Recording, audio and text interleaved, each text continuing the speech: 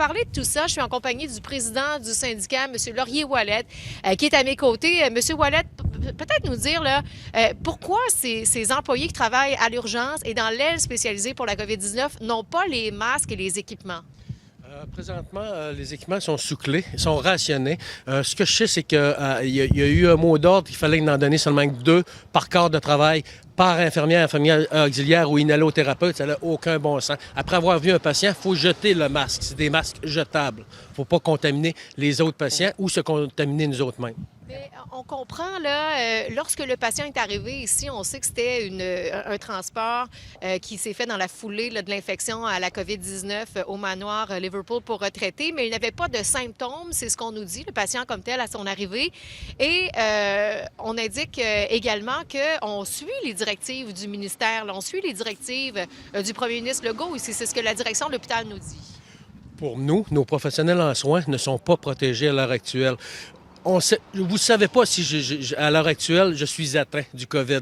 Personne ne sait. Quand quelqu'un se présente à l'urgence, il faut qu'il porte des masques, il faut qu'il y ait la protection nécessaire, il faut que les uniformes soient lavés. C'est ce qu'on demande depuis 10 jours et l'employeur, présentement, ne le fait pas, malgré que le premier ministre dit qu'on a la protection nécessaire. Pour nous, c'est faux dans Chaudière-Appalaches.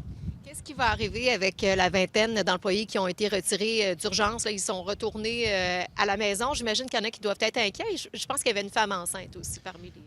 Totalement. Ce personnel-là va être chez eux pendant 14 jours, au travers de leur famille, inquiète de contaminer leur famille. Ils ne savent pas s'ils l'ont ou ils ne l'ont pas. Mais la problématique est là. Puis ils ont peur pour leur famille. Moi, je reçois environ 200 à 300 coups de téléphone et par Internet de mes membres qui sont inquiets, ils veulent travailler, mais ils ont besoin de masques. Ils sont prêts à travailler, mais ils veulent être protégés. Allez-y, M. Ouellette, parce que vous avez apporté avec vous des masques. Des masques. Ces masques-là, à l'heure actuelle, le gouvernement dit qu'il y a une rupture. J'en ai commandé sur Amazon, puis je vais les recevoir demain. J'en ai 500 qui rentrent. Puis c'est la même chose pour les N95. À l'heure actuelle, on a un stock immense au Québec. Tout ce que le premier ministre a à faire, c'est rationner, réquisitionner tous ceux qui sont dans la construction. Écoutez, je veux simplement la spécifier. Quand vous dites qu'on a un stock immense au Québec, on sait que le premier ministre a dit on va être serré, il faut quand même les utiliser adéquatement, ces masques.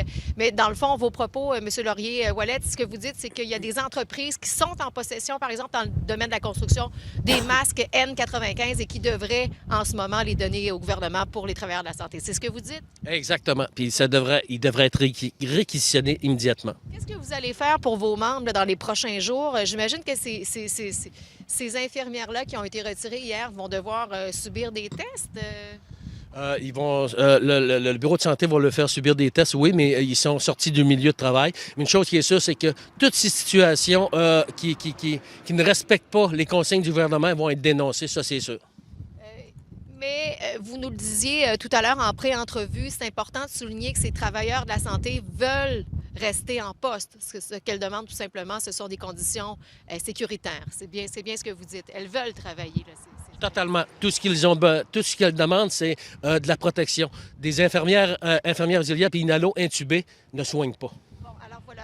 Vous venez d'entendre Laurier-Ouellette, le président du syndicat des infirmières de l'Hôtel-Dieu de Lévis, devant lequel on se trouve présentement, Pierre-Olivier et Lisa-Marie. Et au cours des prochaines minutes, on devrait avoir une entrevue avec la direction de l'hôpital pour pouvoir comprendre. Et bon, je le disais tout à l'heure, la direction dit qu'elle respecte les règles du gouvernement.